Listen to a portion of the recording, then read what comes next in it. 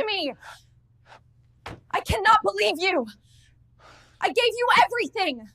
They assumed speaking French would hide them.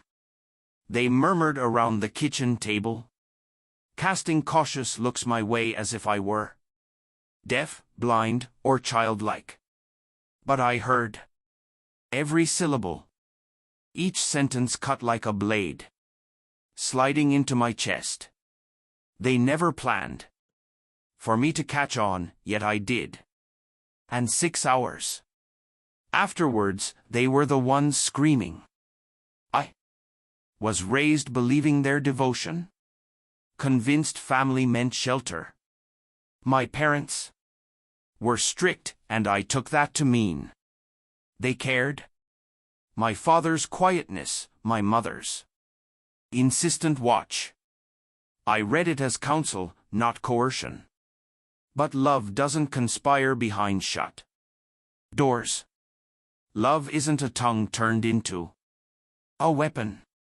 It began small. French phrases at night, fleeting lines over coffee. Ella. She must not know. At first I dismissed it. Maybe it was longing. Maybe they craved privacy. Then I noticed their gazes linger on me too long, as if testing whether I grasped. That's when I leaned closer. I tuned my ears, slowed my breath, waited, and what I overheard hollowed me. They weren't speaking of me as a daughter. They spoke of me as a burden.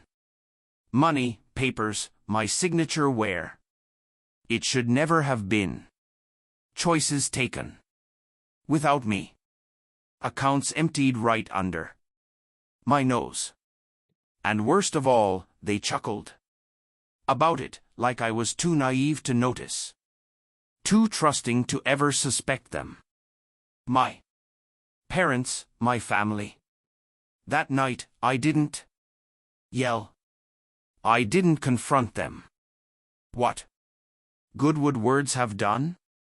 Their betrayal dwarfed language. So I moved. I went to my room, shut the door, opened my laptop. Their secret tool was French. Mine was quiet. I had already taught myself to trace transactions, already eyed the missing sums. That evening, the absent pieces clicked together. Offshore transfers, concealed withdrawals.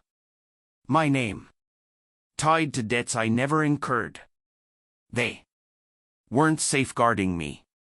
They were exploiting me, arranging for me to take the fall. So I turned their secret into my leverage.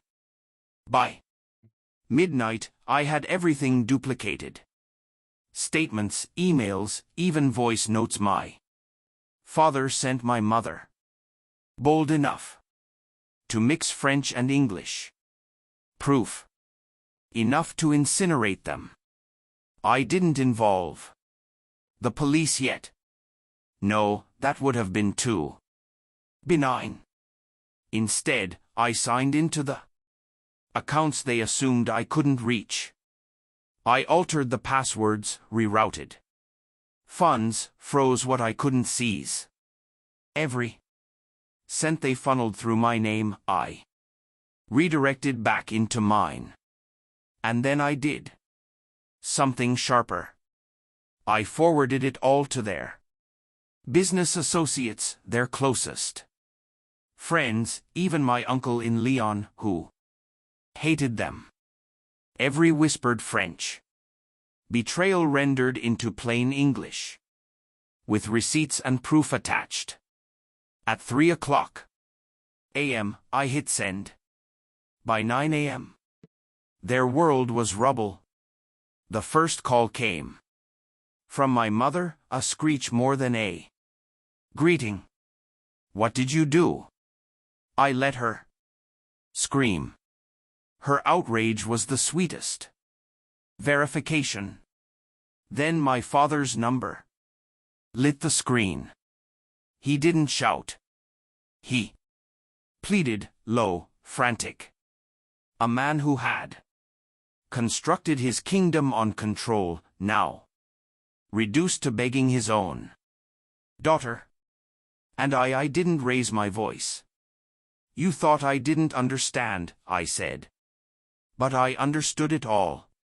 The line went dead. Later that day, I walked back into the kitchen where it began. Same table, same chairs, except now the silence belonged to them. They looked at me as if I were a stranger. In one sense, I was.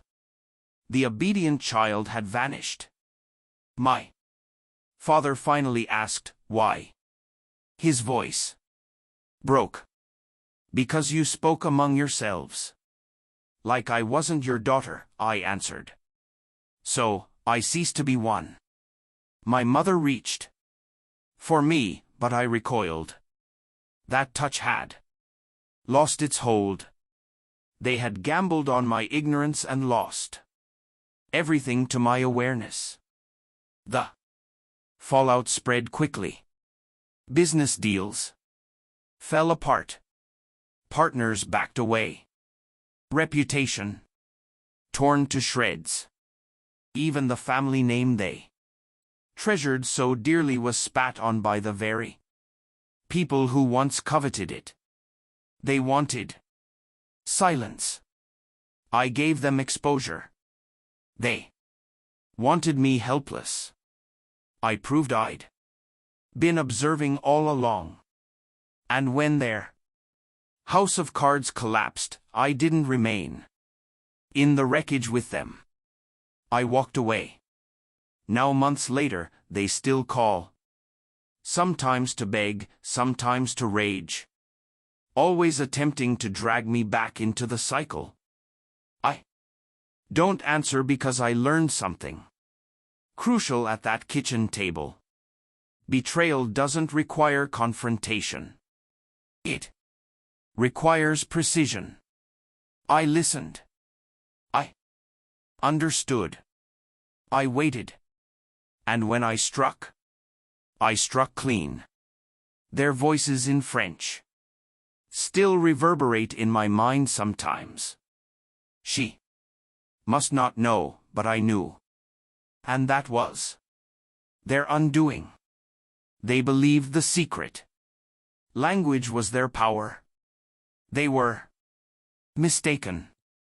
I felt strangely